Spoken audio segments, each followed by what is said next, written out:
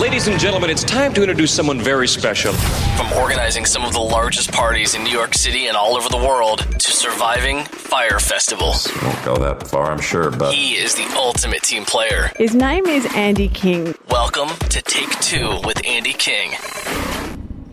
You know, I was thinking everybody has something embarrassing that's happened to them, right? Yeah.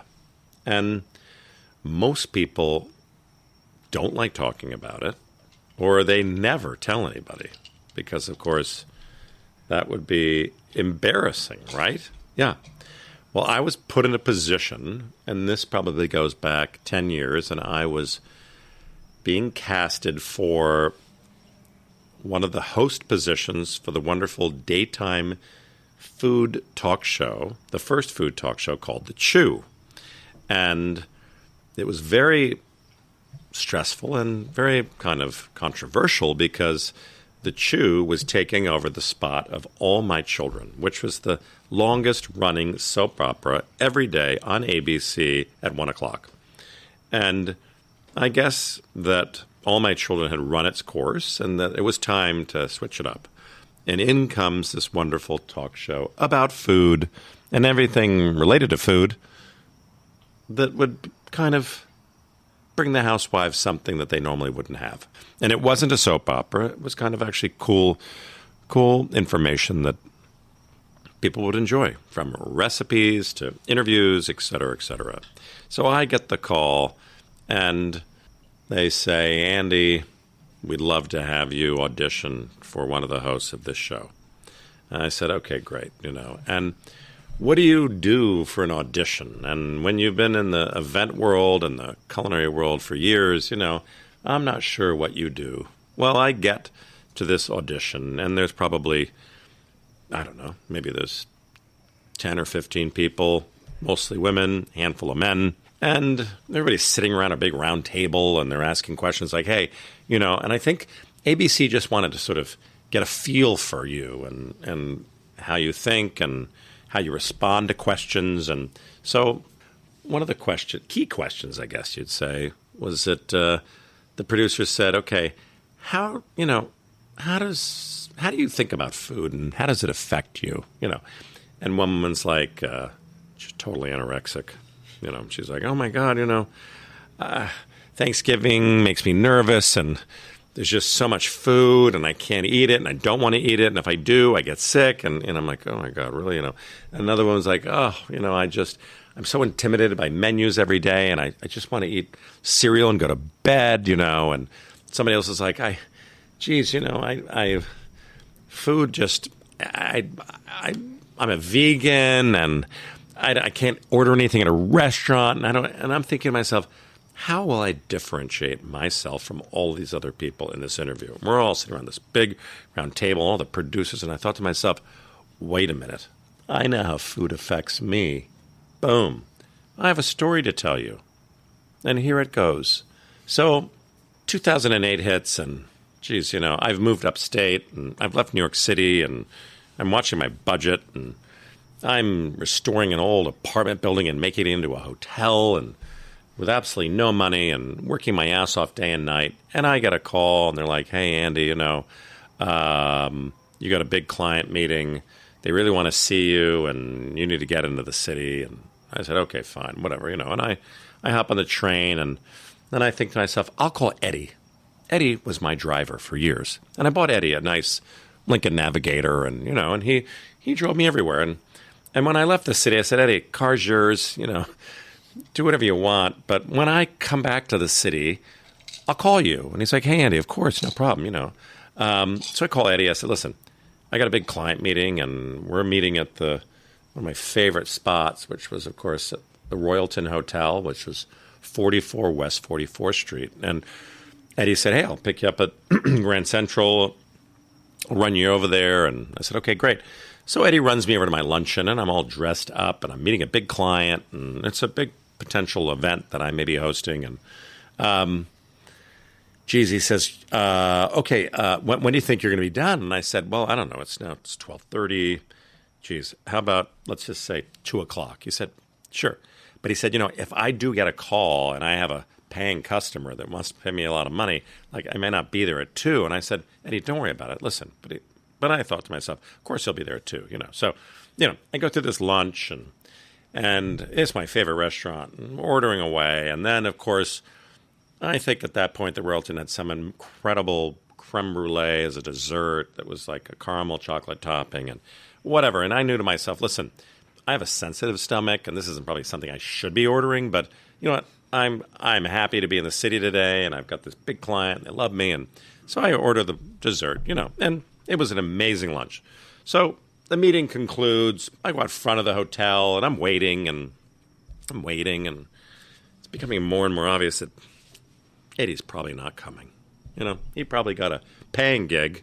I would have thought like the paying gig I gave him, which was like a $60,000 SUV, and whatever I gave him may have weighed out over someone else, but no. And I still love Eddie, don't worry. And so, Eddie didn't come. And I opened my wallet. I'm like, oh my God, I don't have any money in my wallet, but I need to get downtown for my next meeting. And so I walk over to the corner of 5th Avenue and 44th Street, which was just only a block away. And there's a Chase bank machine there. I'm like, okay, perfect. Listen, I'm just going to quickly go up and get myself $20, whatever I need, or $40, and I'm going to jump in a taxi and get downtown for my meeting. So I'm waiting in line for the ATM, and there's a couple of people in front of me, and I'm like, oh my God, please, and then I'm the next person up, and I'm like, ooh, and I don't know if anybody have ever experienced something which I call the twinge. And the twinge means that you have approximately 30 to 45 seconds before you shit in your pants. Yeah. And I'm like, oh no, I can, oh. And the woman in front of me, she's finished. And I go right up to the machine. I put my card in. I punch in my code. I'm just waiting for my $20. It's like processing. I'm like, oh my God. And I'm like, oh, and I'm counting down in my mind, like the twinge. And I'm like, oh my God, no, this is bad. It's really bad. And no one's in the next machine next to me. I'm like, oh, there's something wrong. So I take the card and I put it into the next ATM, and I push in my code and $20, and I'm waiting. It's processing. And then I'm like, no. So I shit in my pants in the corner of 5th Avenue and 44th Street in Manhattan. Oh, yeah. And I am dressed in my beautiful Gucci shoes and my Gucci pants and a cashmere sweater. And I'm like, oh, my God. Meanwhile, there are people behind me in line, and I'm like, this hasn't happened. Now, what would you do? Well, I calmly took my sweater off, and I tied it around my waist so no one could see the shit dripping through my pants. And I'm like, this is not going to ruin my day. No, would it ruin yours? Hell yeah. I stood there.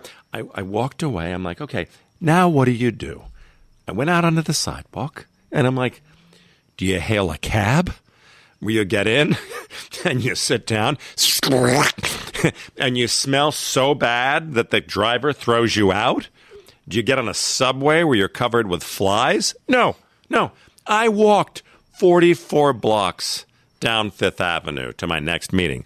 Well, I'm not sure you've walked 44 blocks as an adult with a big handful of shit in your pants and dripping down your leg. Well, I had never experienced adult diaper rash. I mean, talking about chafe, and I mean every street corner I got to, I would just look around, and I'm like, I felt like Steve Martin in, like, I don't remember when he was he'd finally made it in the phone book or something. I was like, oh my God, I don't know, let's just say I'm 50 years old and I shit in my pants? And I'm in Manhattan? This hasn't happened to me. This hasn't happened. Oh, yeah, it happened. So I got to 23rd Street. I'm like, you know what? It's a home stretch. Like, I just have another 20 blocks, and I'll get to my apartment. I can change my clothes and get to my next meeting.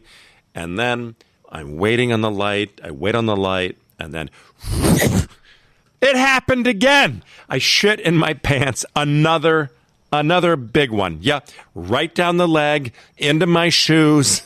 And now I'm crying. I'm like, I can't believe this. I mean, I'm walking along like a homeless man. It was unbelievable.